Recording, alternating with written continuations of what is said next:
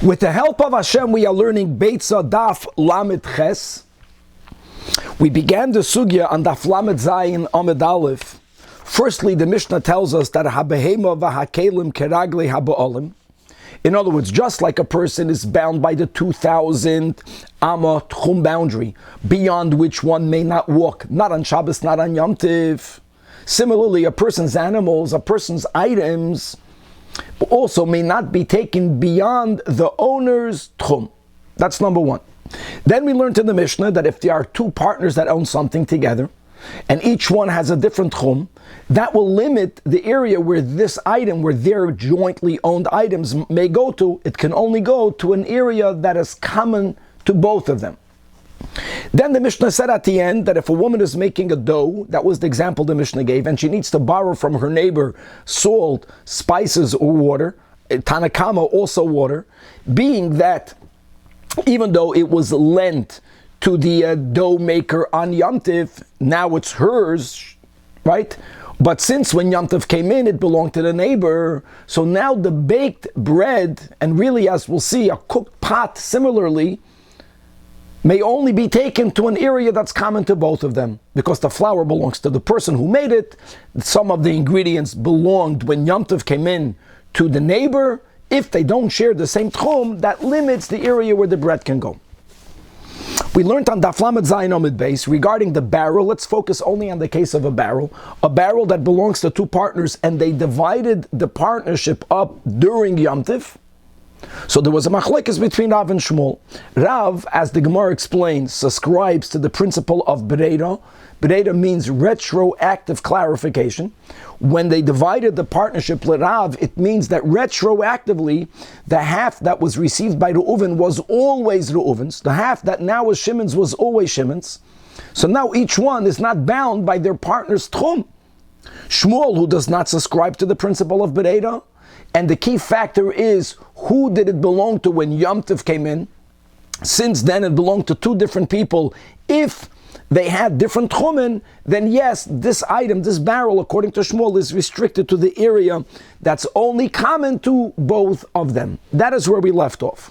Now, concerning this question of Bereida, the Gemara began with a version that Rabbi Oishia says, Yesh Bereida, Rabbi Yechanan says, Ein Bereida. And the Gemara challenged that version. Rabbi Yosef ascribes to Bereida. We have a Mishnah in Ahalois. We don't have to repeat it. We already had it twice in this Masechta, yesterday and earlier on. The sugya is called Soif Tuma Latzes. The din that if a person, a corpse of a Yid is in a room, it gives off Tumas oil, not only to everything that's under the roof in that room, but if there's doorways, even if the door is closed, items that are on the other side of the door, but still in the doorway, also will acquire tuma only if the mace is going to go through that doorway. And when we spoke about the person determining through which doorway he'll take out the mace when there are many options, Rabbi Oishia was the one that says that determination only affects Mikan Ulahaba, only from here on and not retroactively, which is a proof that Rabbi Oishia does not subscribe to Bereida. Because if you subscribe to retroactive clarification, then that determination should also affect items that were under that doorway prior to that determination. And we left off yesterday that indeed we have to therefore flip the version that Rabbi Oishia holds Ein Bereida and Rabbi Yechanan holds that Yesh Bereida. Now we're going to still have some back and forth, and ultimately we're going to go back to the original version. Rabbi Oishia subscribes to Bereida. Rabbi Yechanan says Ein Bereida. However, we will actually speak out that which we paskin, that B'Poyel Mamish, when it comes to any Torah, biblical related halacha, we say Ein Bereida. When it comes to rabbinic laws, like Tchumen, which is a rabbinic law, we say Yesh Bereida, and therefore the halacha will be like Rav, which is normally the halacha. When it comes to Dinei Isure, Rav Shmuel, halacha Rav, that the chavius of the partners, after they divide it, will be mutter. Each one can take it to the area where they are allowed to go, even if it's beyond the Tchum of their original partner. Now, the rest of the daf will be a fascinating discussion regarding the last din in the Mishnah that we just reviewed, that a woman is making a dough, can be a man, someone is making bread, they need some ingredients, The example the Mishnah gave was salt, was spices. I don't want to mention water because by water there's the machlokas tanoim. Salt and spices. So says the Mishnah, now that you have a product, bread has some ingredients from the dough maker, from the bread maker. Some ingredients that was in the possession of the neighbor in the beginning of Yom Tiv. The bread is also bound to the tchum that's only common to both of them. The Gemara asks a simple question. Why don't we apply the rule of bittul? How many times in Torah do we have the concept that something that's in the minority is nullified in the majority? You're speaking about spices, you're speaking about salt. It's very small. The flour is a lot.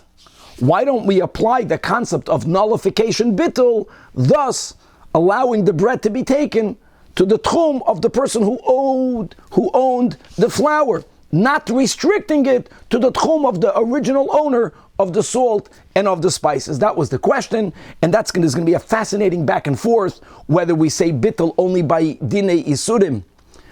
Do we also say bittul by dinei mamayna?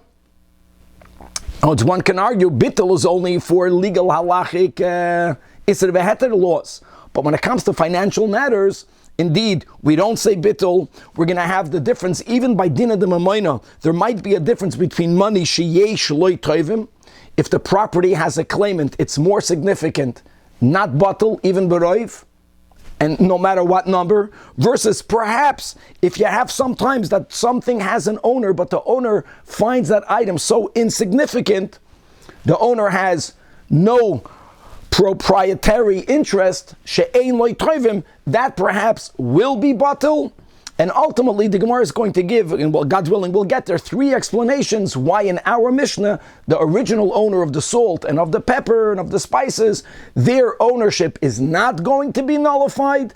And therefore, like the Mishnah says, the product, the bread, or the cooked pot will be bound, will be limited to the tchum of both the ones who gave the flour or gave the meat, and also to the ones who owned at the beginning of Yom Tiv the spices and a lot more. Let us start on the Aflam Zayin Amid Beis, 5 lines before the bottom of the Amid. So again, because of the Mishnah in Ahalois regarding Soifoi Tumalatzes, where Rabbi Oishia clearly says something which implies that he does not accept Breda, so it must be that Rabbi Oishia paskins in the question, do we say Breda, do we not say Breda? Rabbi Oishia says Ein Breda, and Rabbi Yechanan says Yesh Breda, and the Gemara is going to say that will not work as well. 5 lines before the bottom. Baruch atah Adonai Eloheinu melech haolam v'shakol nimid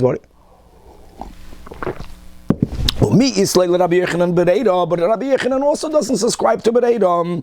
Yaakov Avinu passes away, the patriarch passes away, he leaves an estate, and he has various sons.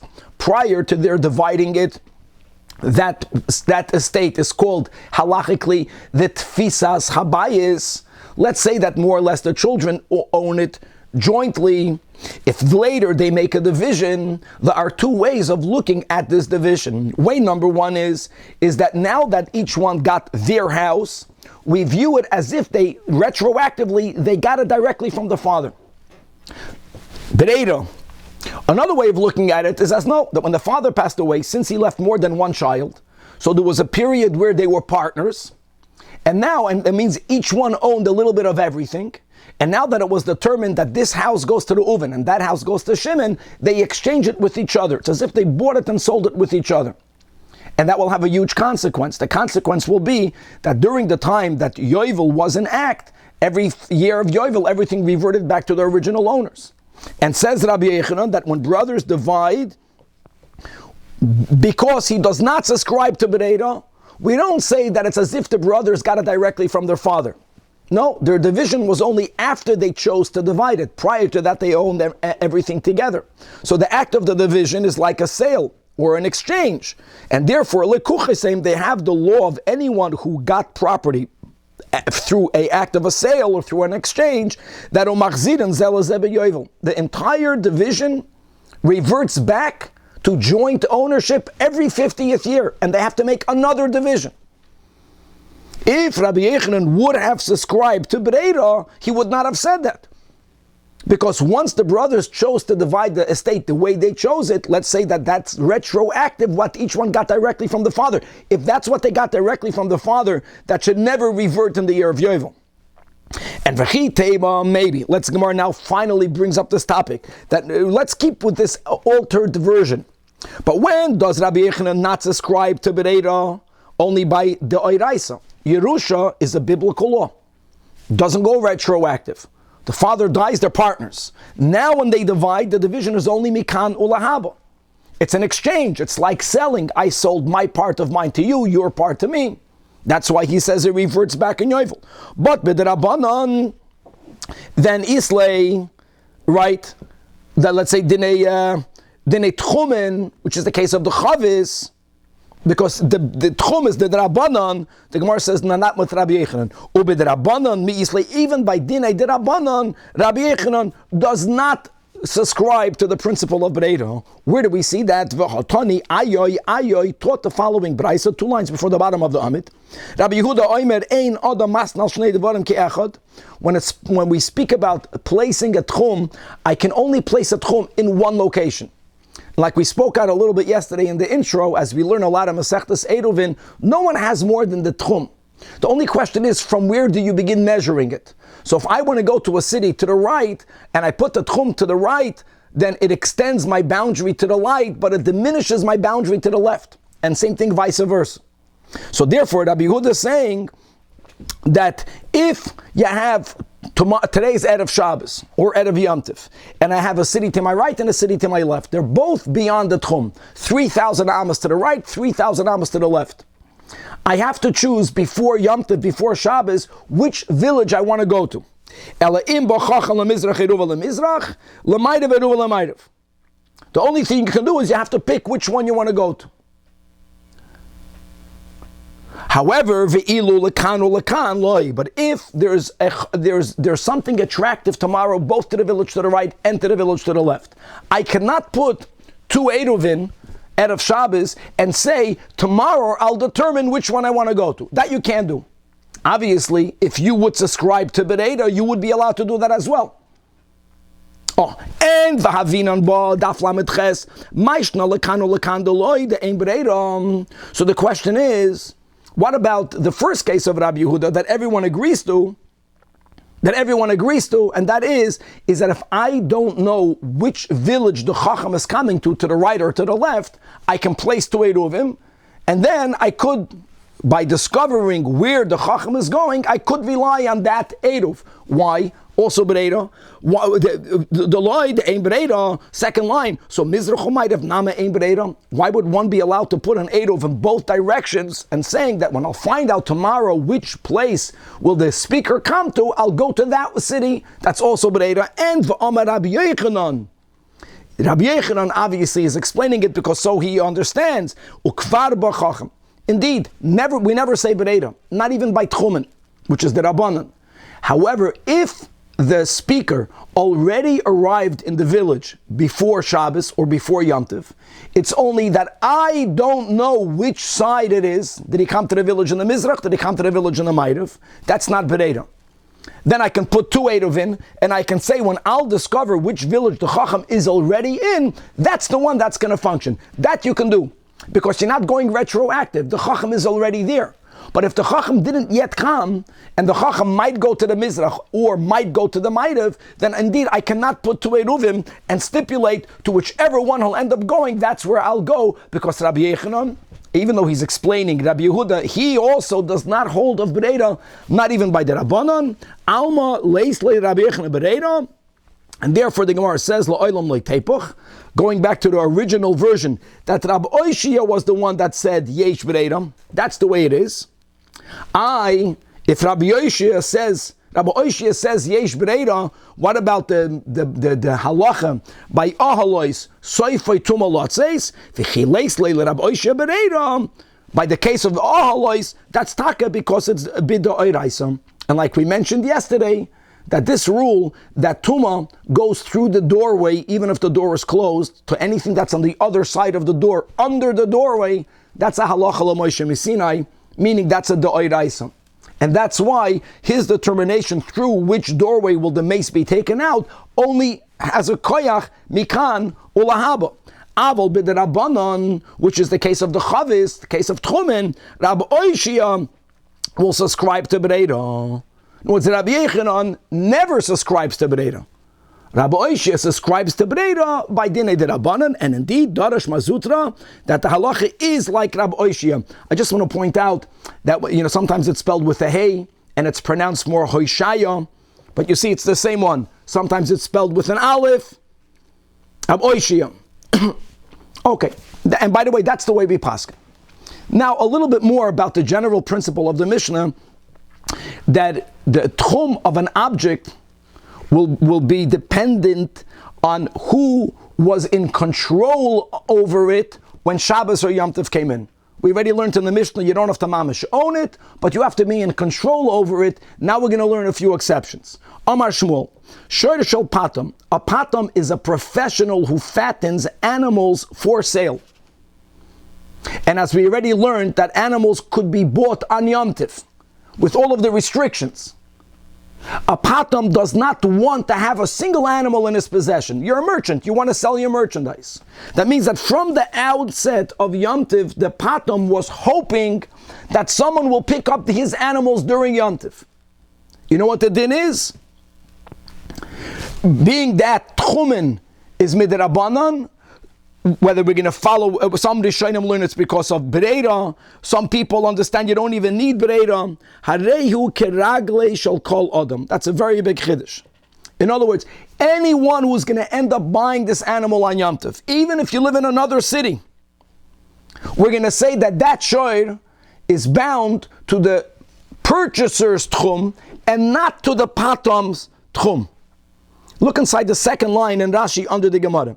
The kiven the oirche lezabune, since he normally sells his merchandise, may esmoil oikme bereshusoi, he already put it in the mind of the one who will buy it. If I'm not mistaken, Rashi is trying to emphasize you don't even need Bereira here.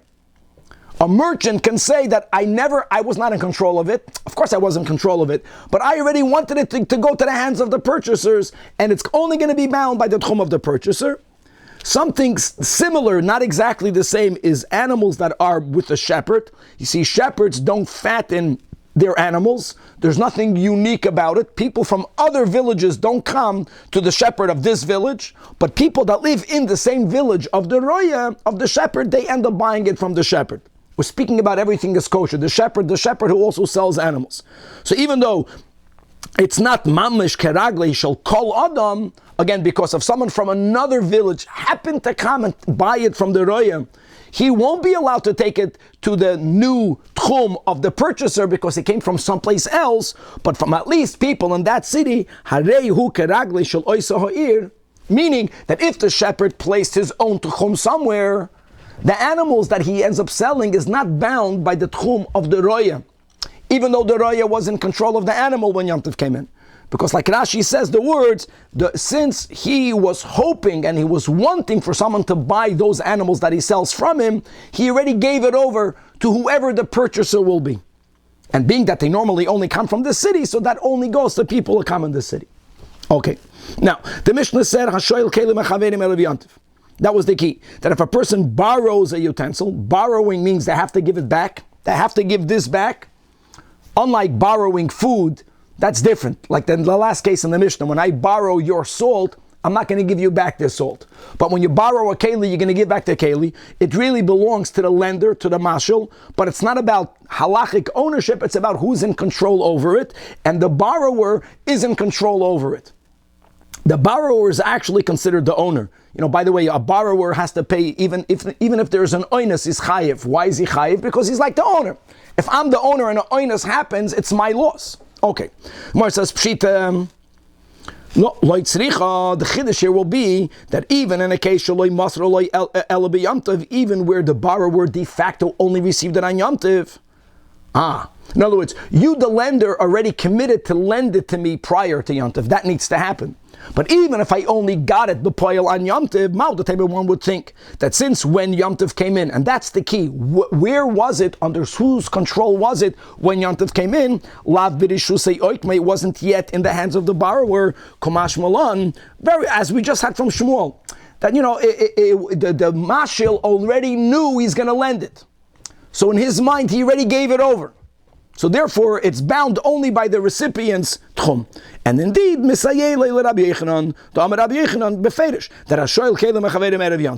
if I borrow your utensil, we came to an understanding before Yom Tov.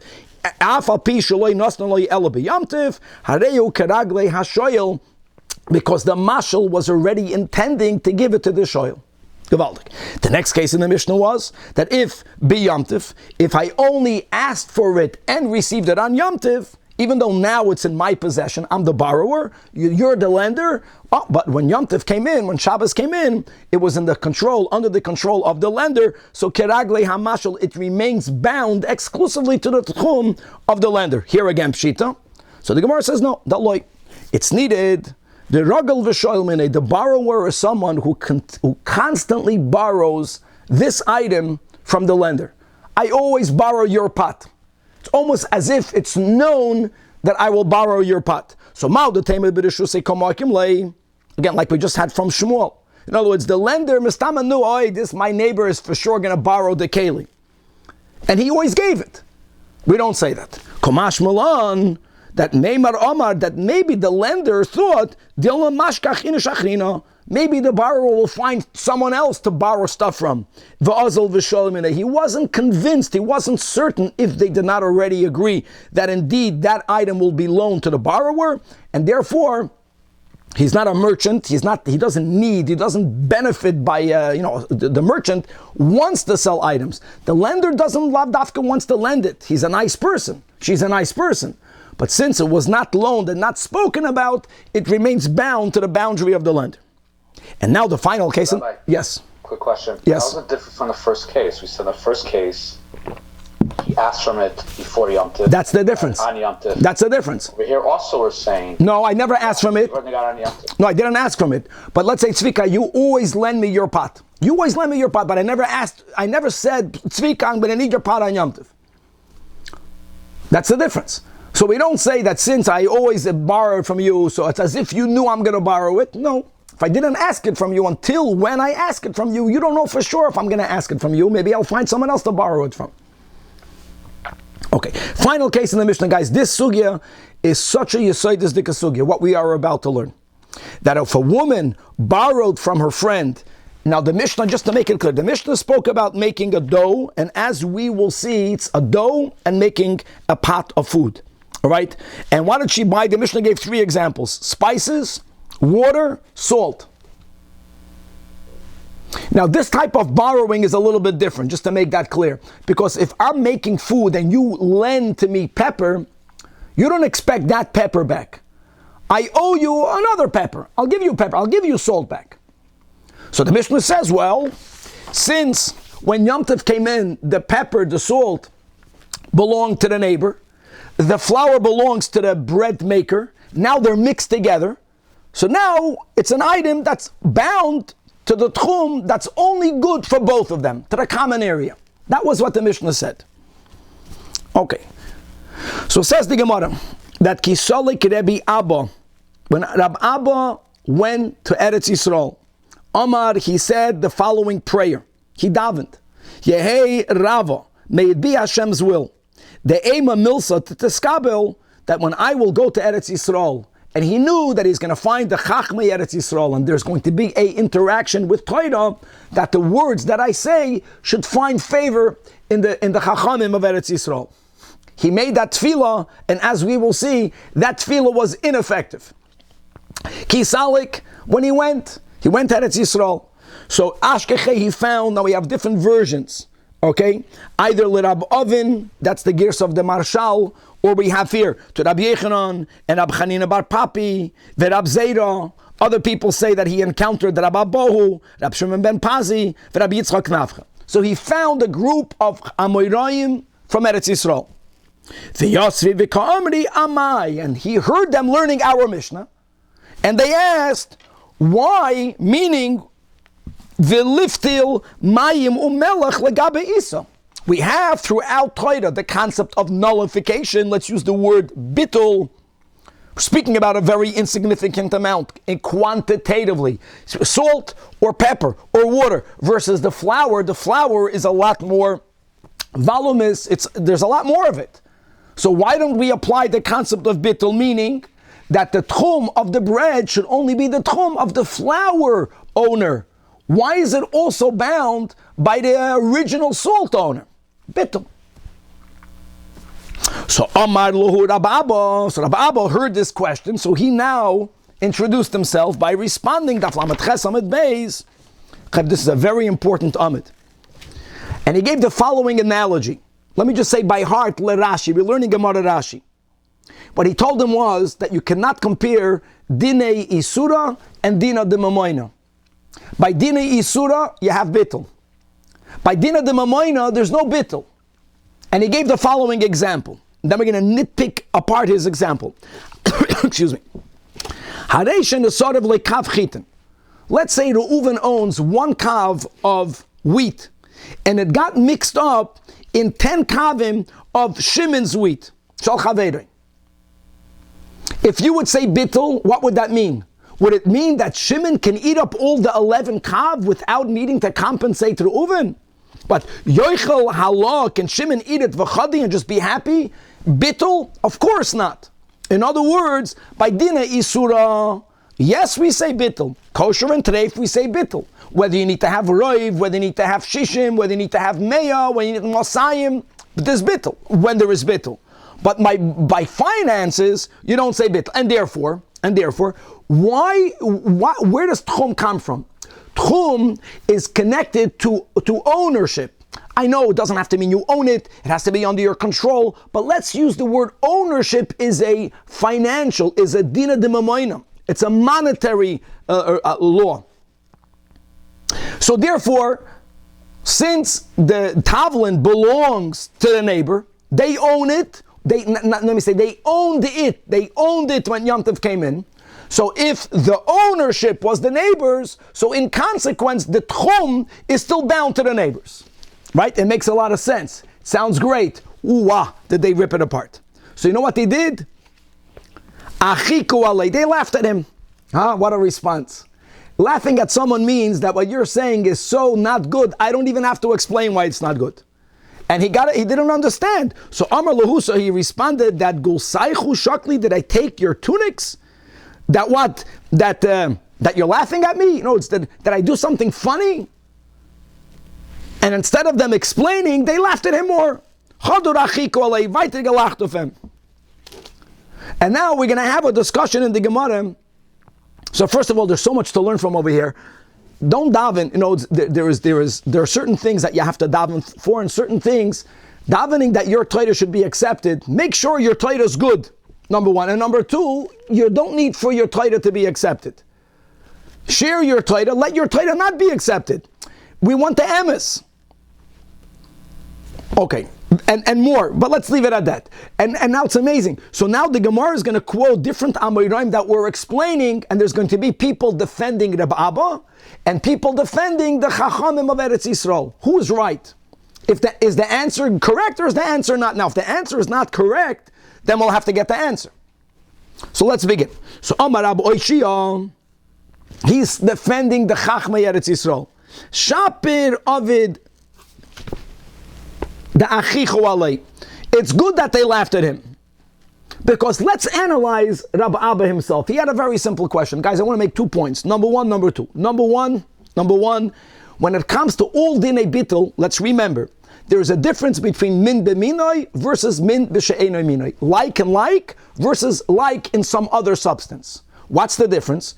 According to Rabbi Yehuda, Atano, min b'minoi is never nullified. That's number one. Number two, de facto, the case of the Mishnah is min b'she'enoi minoi.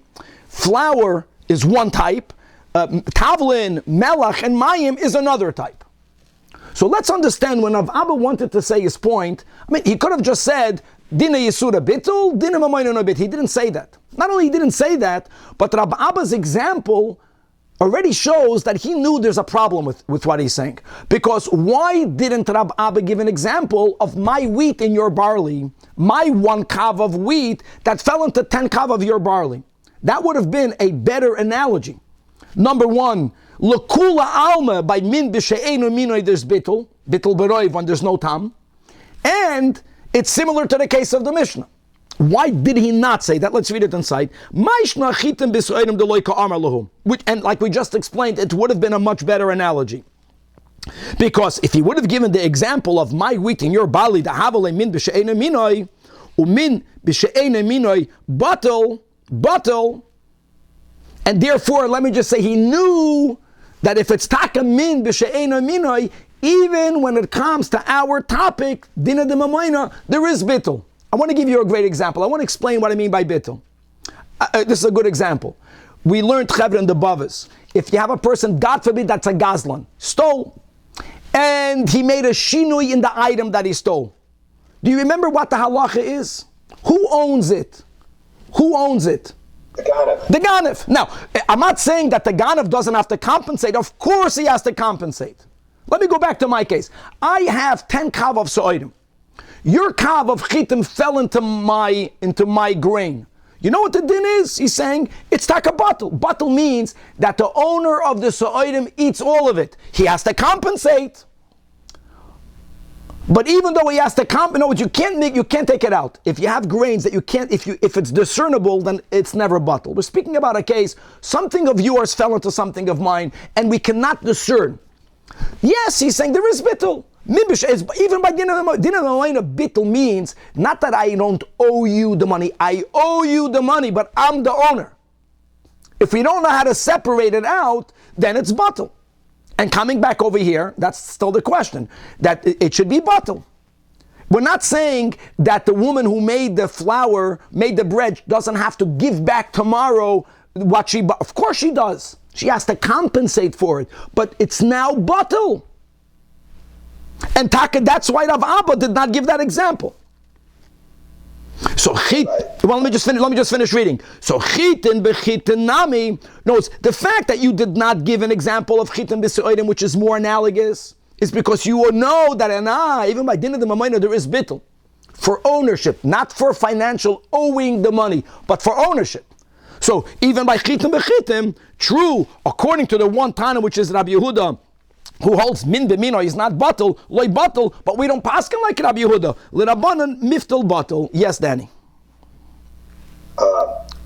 Isn't it more likely to be made batel if it's min b'mino rather than it should be? So there's the classic, not classical. There's the classic machlokas rishonim explaining why min b'mino l'Rabbi Yehuda is not batel. Bittul, let's go with one approach. Bittul means that there are two things that are struggling against each other. So one has to overwhelm the other. If they are like and like, they're working with each other. Let's think about tam. Let me go to the case of tam. So if you have 60 against 1, the taste of the one is not discernible. If that tastes the same, it's still discernible.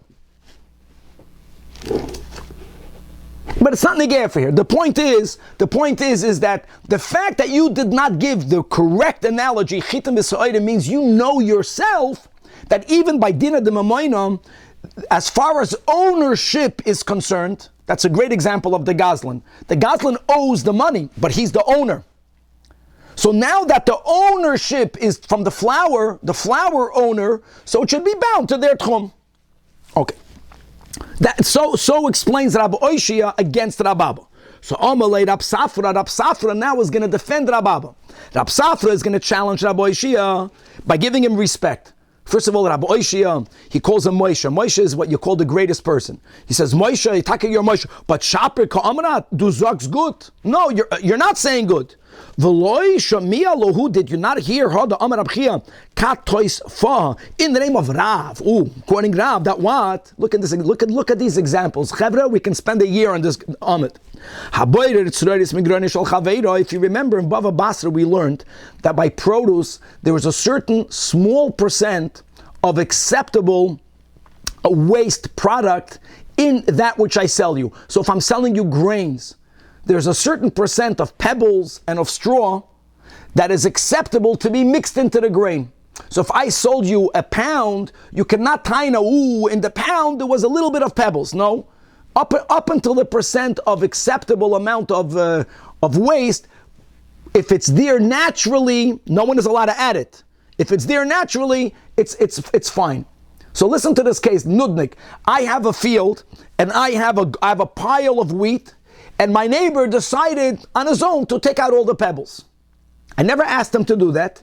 No, that's going to cause me financial loss, because now that he took out, let's say the percent is 2%. I forgot the percent, so 4%. Let's say he took out the 2% of pebbles. You're not allowed to add pebbles. Even the grower, it's only if it's there naturally, it's accepted. Once he took out those pebbles, now for me to sell the same amount of grain, I have to add more grain. So is the pebble remover chayiv to compensate me? Says it said in the name of Rav, chayiv l'shalom noed demei chitim. Yes, that the nudnik, the person who took out the pebbles, who purified the wheat of the seller, has to compensate him. Now, guys, pebbles are worthless. They don't have value. Yet, what do we see? Even though he took out pebbles, since kilo means measurement, kilo chasrei, since he diminishes his measure, he's chayiv to compensate.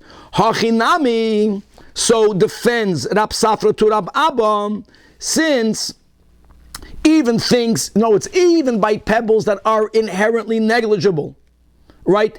They retain their chashivos, they retain their status as property of the original owner, and he has to compensate for the amount of wheat that you needed to put back in the place of the pebbles. So for sure, by the salt, in other words, the point is that it's not batel.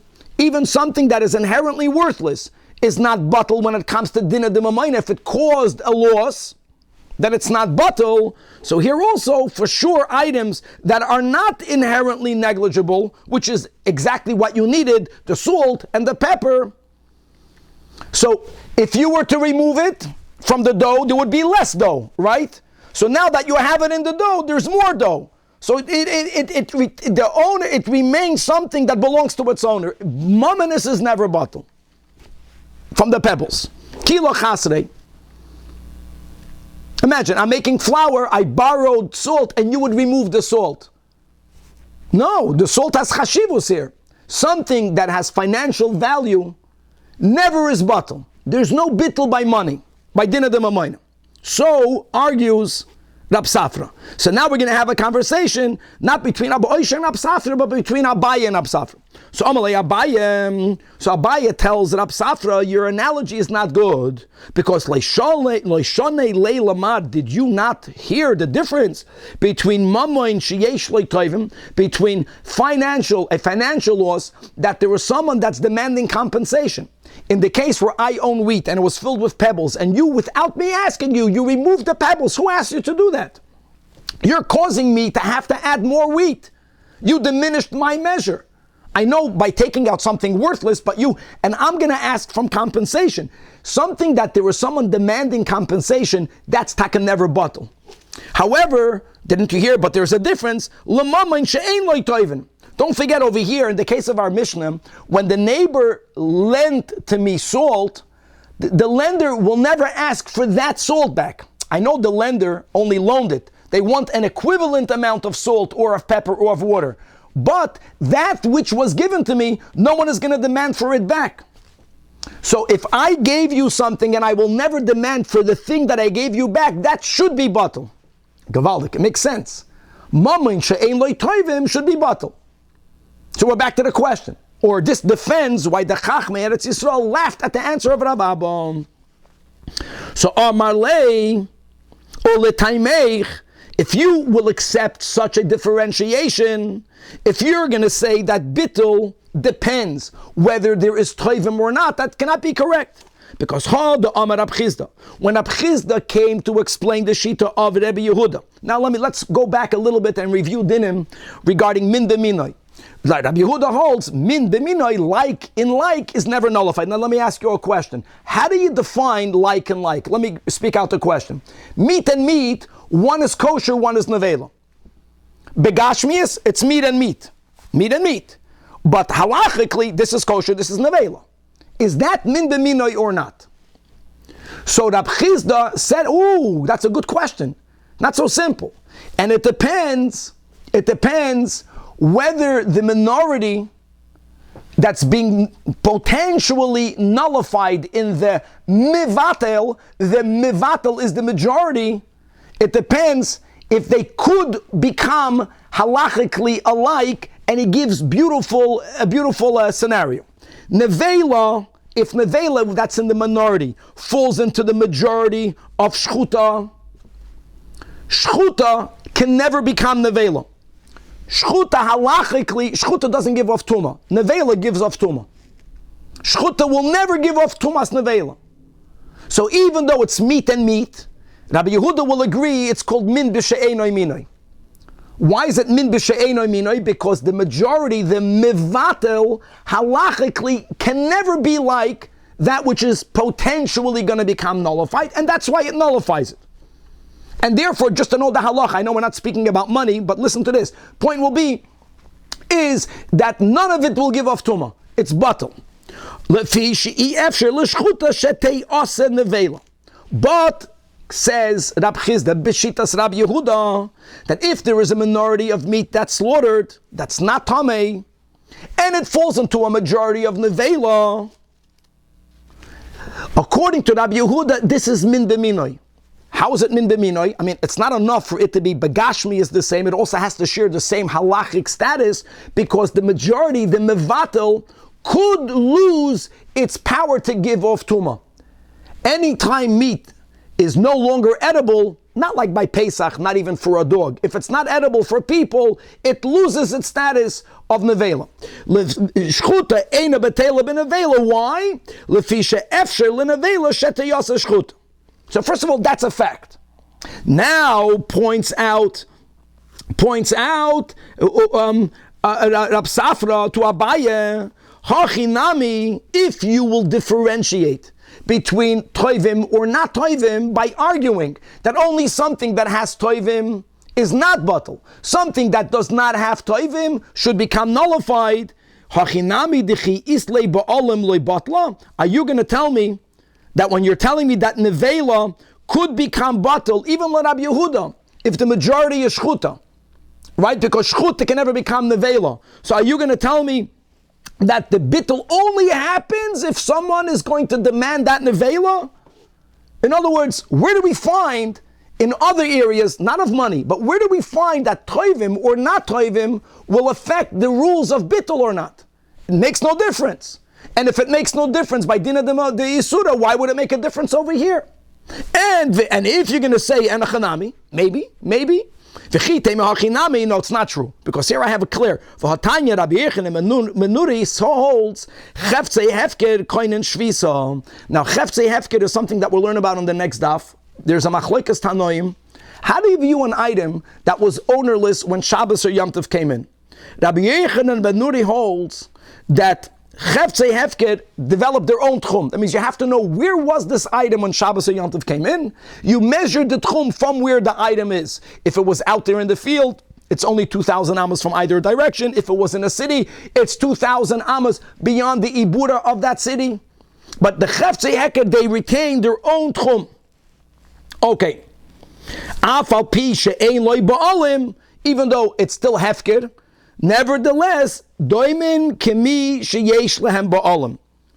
In other words, something without owners is still chashiv. V'haraya, it's chashiv for it to establish its own tchum. And coming all the way back over here, no, it's lack of ownership. Lack of ownership does not deprive an object of the quality of an ownership when it comes to a tchum. So even though the salt and the pepper, you can argue lacks ownership because they're not going to demand for it back, but it still should have its own tchum.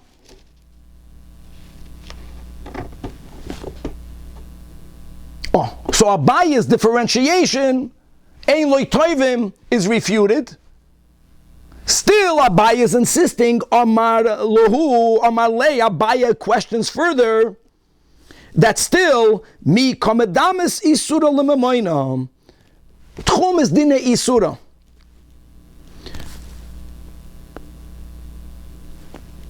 And there's a difference between the dinim of tchumim and the dinim of ownership. By isura, batil. Memoina, loy batil. In other words, Abaye's final argument. The original point? No. The opposite. This is refuting the answer of Rav Abba. No, Abaye is going against Rav Abba over here. Abaye is saying that I agree that when it comes to money might not be as nullified as Dine Isura. That's fine. Tchumen is a Dine Isura. So, the dinim of tchumen should be nullified. That's a gewaldige point. In other words, the answer of Rab Abba to Chachmei Eretz Yisrael was, there's a difference between money and Yisurim, and by money there's no bittul. You know what? Let's say there's no bittul. There's no bittul. So what? Don't forget, guys, the salt, just to make it clear, the case of the Mishnah is the items that are in the bread, those items don't have to be returned. Its value has to be returned. Its value is never nullified. Its value is not nullified even if there are no toivim. We know that, accept it. Still, the din of tchum is a din de isura. And therefore the question still stands that as far as tchumen is concerned, how much is in this bread that belongs or belonged to someone else? A small amount. There should be bittul for the tchumen. That's a great question. No, it's yes, Danny, we are accepting that there is a difference between Isura and there is a difference. But the reason why they laughed at him is that they knew that. But they don't link together the din of the Mamoina and the din of the Isura. They don't hold it, goes together. Even though one comes from the other, but they don't have to remain bound the whole time. This is great. So as far as Tchumen is concerned, they asked a question. They couldn't understand. And they rejected his answer. What belongs to the neighbor here? A little bit of salt? So what? So what? It should be batel. It is batel. So the Dine Isura, the Tchuma should be batel. And why does the Mishnah say that loaf of bread can only be taken to an area that's common to both of them? Now that we rejected Rababa's answer, the Gemara is going to give three answers. So answer number one. Abaye Omar, Abaye is the one that's constantly pushing back. Abaye is defending here the Chachmei Eretz Yisrael. Number one, that you're right, in the case of the Mishnah, it should be batel, 100%. But if they would allow it to be batel in the case of the Mishnah, people from the lack of knowledge will confuse it when someone is making a dough in partnership, which is not the case of the Mishnah. And by the way, partnership, Danny, doesn't mean that it's 50-50. What happens if I provide for 10% of the ingredients, also batel, but I own 10%? There, no one says that there should be bittul, because I own it. I own part of it. So since in the case where there's a shutvis, kula alma moide, that's what the Mishnah says, the item can only be taken to an area that's common to both. So even in the case where there was a loan means that the neighbor is not a partner. The neighbor gave the pepper. The neighbor has no ownership. The person who made the dough owes the value or the equivalent amount of the pepper. Pseder. But we might confuse one case with the other, and therefore the Chachamim made a gzeira that even in the case of when you lent or gifted, when you gave the ingredients, that since you had it in the beginning of Yontiv, it belonged to the neighbor, it's bound to her tchum as well. Rava Amar, and as the Rishonim speak out, Rava doesn't argue with Abaye. Rava adds to it. And many people think about this. The whole question is not a question. At least by the water, yes. But not by the spices. Remember the dinim of bittul? Atavlin. Spices are never batel. Spices is letame avidi. It's made for taste. If you would put so little spices on something that large that the taste of the spice would be nullified, then why did you put the spices in there? Spices is made for taste. You dafka put enough spice, it could be quantitatively it's a small amount, but qualitatively it's not batel. The tamele batel, so spices are not batel. Gavaldik. And once we speak about Dinei Bittul in general, Daf Lamed Tes, Rav Ashi gives the final answer, and each one agrees with the other. Rav Ashi says, Chavra, the whole din of Bittul, we had this in this Masech in the beginning, Daf Gimel, is only when by Davar She'ein Lo Matirin. In other words, if there's an item that's going to become permitted even without using Bittul, we don't apply Bittul. Tchumen doesn't mean you can't eat it. Tchumen means that today on Shabbos, today on Yom Tiv, you can't take it beyond a certain place. So what? And even if the eater is beyond that place, he can eat it tomorrow. Rav Ashi Yamar, Mishum Navali Rav Matirin, V'Rav Matirin, Afilo Be'elef Leibatel. Wow, what a Gevaldik Daf. We're going to stop over here. You know what? Let's go a little bit further. Rabbi Yehuda poiter b'mayim. Rabbi Yehuda poiter b'mayim. Why? Because water, the way we worded it, since it becomes completely absorbed in the dough. Now, what mela spices have a color? What about salt? That will be the issue. Remember? Okay. So that he says that the owner of the water has no effect on the tchum. Mayimin, but melach loy. Hold on. Before we're going to question the logic of it, there is a stira. V'hatanya Rabbi Yehuda Omer in Abraisa. Rabbi Yehuda says mayim umelach betelim, and another detail bein beisa bein bekdeira. So the Gemara says loy kasha ha, meaning the Braisa that holds that even salt is nullified to the point where the owner of the salt has no effect on the tchum.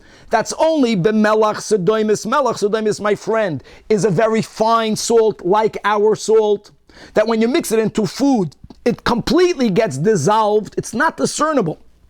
Then Rabbi Yehuda is saying basically what Chachmei Eretz Yisrael were asking. Then it has no effect on the tchum. Our Mishnah is speaking about the melech isteroikonis, that's some sort of coarse salt, which is the granules are bigger. Even after you make the product, you can see it. That's why it's not bottle, and the ownership of Ben Hashmoshes will affect the tchum. The Hatanya Rabbi Yehuda Omer. Now, Hatanya Rabbi Yehuda Omer. I just want to make there's a little intro you have to chap that Rashi gives. That even though our Mishnah only spoke about making a dough, now that we quoted the Braisa speaking about people making a pot, the premise of the next question is based on the fact that l'cho'ura, our Mishnah, is also speaking about a pot, even though the Mishnah never mentioned the pot. The Braisa mentions about a pot of cooked food. So Rabbi Yehuda's statement is both by the dough and by the pot. That's the premise in our Mishnah. If not, the Mishnah would have differentiated. We learned in a Braisa that Rabbi Yehuda does differentiate. Rabbi Yehuda Omer, Mayim u'melech b'telim be'isa, but the eine b'telim b'kteira. Not Mayim nor melech. Oy gewalt. And our Mishnah seemingly implies, even though the Mishnah never mentioned Kedeira, that it is bottle. And why is it not bottle in the pot? So the Braisa explains, Mipnei roitva, because the soup or because the gravy remains discernible. You can see the water, you can see the juices. So is it bottle or not? And indeed, like Kasha, that our Mishnah is when it's a very thick pot. In other words, you can't see the juices. It's about, do you recognize, is it noticeable? If it's not noticeable, with Rabbi Yehuda, it's completely insignificant as far as Tchumen is concerned. The Braisa that's saying that B'Kedeira, it's not bottle, that's Biraka, it's a soup, or it's something that's very liquidy. Even after it's ready, you see the juices. If you can see the juiciness in it, then the water is not bottle. We'll stop over here by the Mishnah. And we are heading towards the Siyum of Beitzah.